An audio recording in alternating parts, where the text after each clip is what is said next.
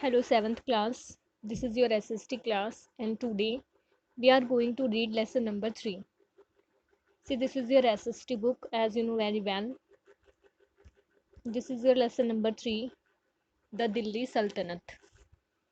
Today we are going to read about the Delhi Sultanate in this chapter. Okay, let's start. Muhammad Ghori defeated Prithvi Raj Chauhan in 1192 AD. It laid the foundation of Muslim rule in India. Muhammad Ghori was murdered in 1206 AD. He had no heir, so his generals declared themselves independent in different parts of his empire.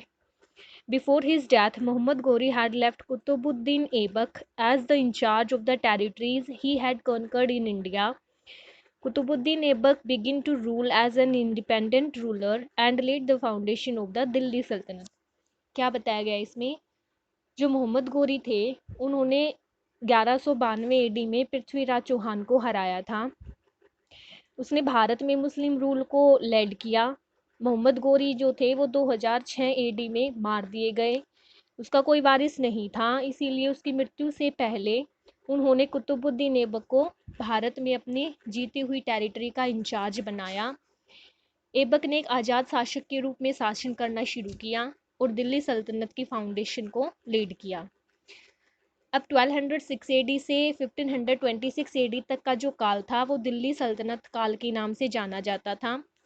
यह इसीलिए था क्योंकि इस काल के शासक जो थे वो सुल्तान्स के नाम से जाने जाते थे।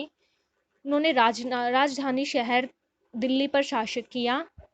ये 5 डायनेसिटीज़ मिलकर दिल्ली सल्तनत बनाती और कौन कौन सी ये 5 dynasties? The slave dynasty, the Khalji dynasty, Tughlaq dynasty and the Lodi dynasty. और इन्हीं 5 के बारे में हम इस चैप्टर में रीड करेंगे।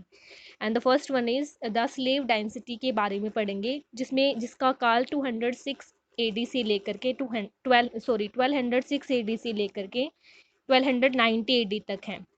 और इसमें सबसे पहले हम पढ़ेंगे कुतुबुद्दीन ऐबक के बारे में, जिसका काल 1206 एडी से 1210 एडी तक था। Qutbuddin Aibak was a Turkish slave who played an important role in the expansion of the territories of Muhammad Ghori. He declared himself the ruler after the death of Muhammad Ghori. He founded the slave dynasty. His successors were called the Mamluk, which means slave or the son of the slave. Qutbuddin Aibak was very kind to all his subjects, hence he was called the Lakh Baksh, which means the giver of lakhs. तो कुतुबुद्दीन ऐबक के बारे में क्या है? वो एक Turkish slave थे जिसने मोहम्मद गोरी की टेरिटरीज को फैलाने में एक महत्वपूर्ण रोल अदा किया। मोहम्मद गोरी की डेथ के बाद उसने अपने आप को शासक डिक्लेयर कर दिया था।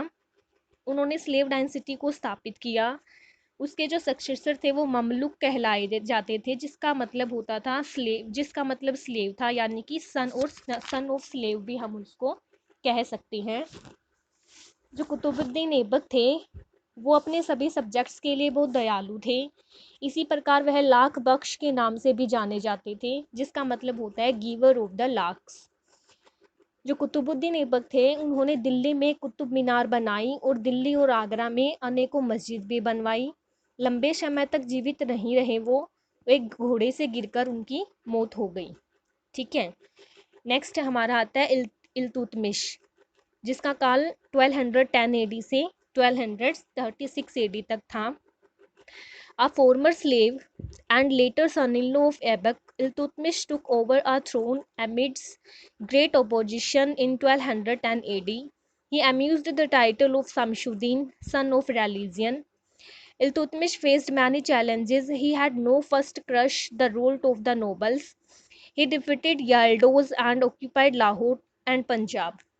जो इल्तुतमिश थे वो एक फॉर्मर स्लेव थे और बाद में ऐबक के सन इन लॉ थे। इल्तुतमिश ने 1210 एडी में थ्रोन को हासिल किया और उन्होंने शमशुद्दीन का टाइटल एज्यूम्ड किया, जिसका मतलब क्या होता है? सन ऑफ रिलीजन, यानी कि धर्म का बेटा। उन्होंने अनेक चैलेंजेस फेस किए। उन्होंने याल्डोज को हराया और लाहौर और पंजाब को हासिल किया। Next is your page number 19। उन्होंने सिंध के गवर्नर को भी हराया और उन्होंने बंगाल और बिहार को अपने कंट्रोल में कर लिया। जब इल्तुतमिश ने अपना शासक एक्सपेंड करने की कोशिश की, तब जो चंगेज़ खान थे उनकी लीडरशिप में मंगोलों ने भारत के बॉर्डर्स को अपीयर किया। मंगोलों के लगातार अटैक ने अंत में वेस्टर्न पंजाब को कंट्रोल में कर लिया। ठीक है, नेक्स्ट इज रजिया सुल्तान के बारे में पढ़ेंगे, जिसका पीरियड जो था वो 1236 एडी से 1240 एडी तक था। Iltutmish died in 1236 AD. Before his death, he nominated his daughter Rajia Sultan as his successor, as none of his sons were competent. Razia set everything right by her skill and intelligence. Although there was disorder in the country, she was a brave and courageous lady. She dressed like men, rode horses and had darbars. यानी कि जो रजिया सुल्तान थी उनके बारे में है। 1236 AD में इल्तुतमिश जो थे उनकी डेथ हो गई थी। उनका कोई बेटा न होने के कारण उन्होंने अपनी मौत से पहले ही अपनी बेटी रजिया सुल्तान को अपना सक्सेसर नॉमिनेट किया। कंट्री में डिसऑर्डर होने के बावजूद भी उसने अपनी इंटेलिजेंस से हर एक चीज़ को सही तरीके से सेट कर लिया था। वह बहुत होशियार थी और बहादुर थी, साहसी लेडी थी।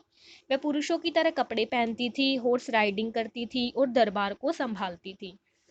और रजिया जो थी वो 1240 एडी में एक रिवोल्ट में मारी गई। ठीक है, आगे आता है हमारा गियासुद्दीन बलबन, जिसका पीरियड 1266 एडी से 1286 एडी तक था। रजिया सक्सेसर वर वीक रूलर्स, जो रजिया के सक्सेसर थे वो बहुत कमज़ोर शासक थे। Ghiyasuddin Balban was a loyal slave of Iltutmish के, वो एक लॉयल स्लेव थे Balban. He became the most powerful ruler of the slave dynasty, उन्होंने स्लेव डायनेसिटी को एक शक्तिशाली शासक बना दिया था। ही रूल्ड फॉर 20 ईयर्स, 20 साल तक उन्होंने शासन किया। He is known as his policy of blood and iron, अपनी ब्लड और आयरन की पॉलिसी के नाम से वो जाने जाते हैं।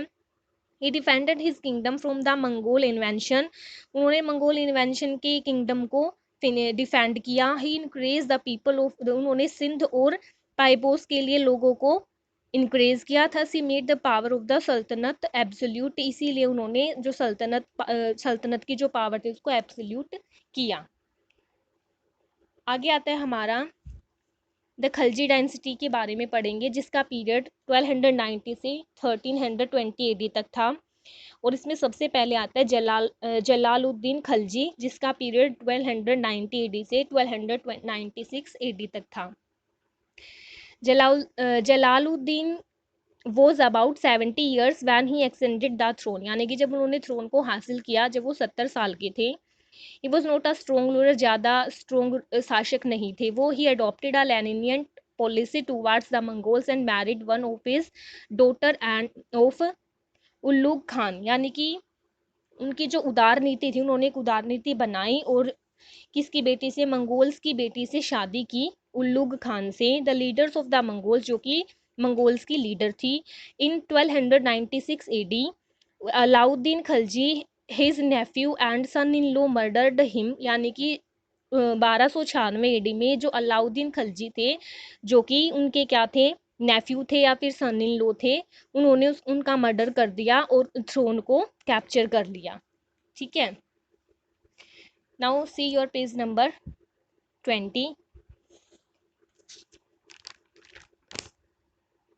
अलाउद्दीन खलजी के बारे में, Alauddin Khalji ascend the throne in 1296 AD में उन्होंने थ्रोन को एक्सेंड किया। And was the most successful ruler थे वो। He was a great general, a shrewd administration and a ambitious ruler, वो एक चतुर प्रशासन भी थे और एक एम्बिशियन रूलर थे वो। And the next topic is expansion of the Alauddin empire. Alauddin empire का जो एक्सपेंशन था, विस्तार था, उसके बारे में पढ़ेंगे नेक्स्ट हम। In 1299 AD Alauddin led his army to Gujarat against Raja Karan Baghela. His army defeated Baghela and looted the famous Somnath temple and other ports. Alauddin Khilji bought Hindu slave Malik Kafir for 1000 dinars, who later conquered Deccan for his masters. He built a city known as Shiri in Delhi and also constructed Alai Darwaja near the Qutub Minar. 1299 AD में अलाउद्दीन ने गुजरात में राजा करण बघेला के against अपनी army को lead किया। उनकी army ने बघेला को हराया और प्रसिद्ध मंदिर जो सोमनाथ था उसको लूट लिया। जो अलाउद्दीन थे उन्होंने दिल्ली में एक शहर बनाया जिसका शीरी नाम से जाना जाता था जो, और कुतुब मीनार के पास एक अलाई दरवाजा भी बनवाया उन्होंने। गुजरात को जीतने के बाद उन्होंने अपनी आर्मी राजपूत स्टेट्स की तरफ स्थापित की। उन्होंने रणथंबोर को कैप्चर किया और चित्तौर और मालवा को भी जीता। भारत के नॉर्थन पार्ट को जीतने के बाद वह साउथ की तरफ बढ़ गए और इस प्रकार वो थोड़े से समय के लिए उसने एक बड़े साम्राज्य पर लगभग अशोक के शासन तक शासन किया। ओके, नेक्स्ट है हमारा Tughlaq dynasty. The Tughlaq dynasty was one of the most important dynasty of the Delhi Sultanat की एक मोस्ट इम्पोर्टेंट डायनेसिटी थी Tughlaq dynasty. This dynasty ruled about for about a century तक उन्होंने शासन किया। Ghazi Malik who assumed the title, Ghazi Malik थे जिन्होंने गियासुद्दीन तुगलक का टाइटल एज्यूम किया, was the founder of the Tughlaq dynasty, जिन्होंने तुगलक डायनेसिटी को फाउंड भी किया था। नेक्स्ट इज गियासुद्दीन तुगलक, जिनका काल था 1320 एडी से 1325 AD. Ghiyasuddin Tughlaq killed Khusro Khan, the last ruler of the Khalji dynasty and founded the Tughlaq dynasty.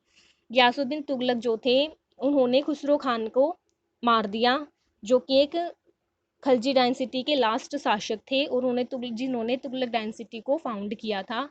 He reformed judiciary and policy departments को उन्होंने रिफॉर्म्ड किया। The last revenue was reduced to one tenth of the produce, यानी कि जो land revenue था वो उत्पादन का वन टेंथ पार्ट जो था वो रिड्यूस किया जाता था। He carried out many works of public utility, के लिए उन्होंने बहुत सारे काम किए।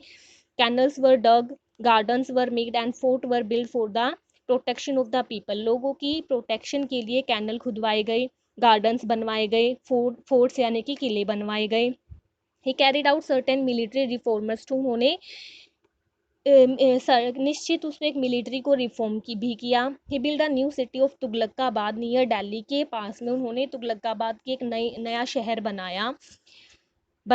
The sultan was killed in 1325 AD में उनका निधन हो गया।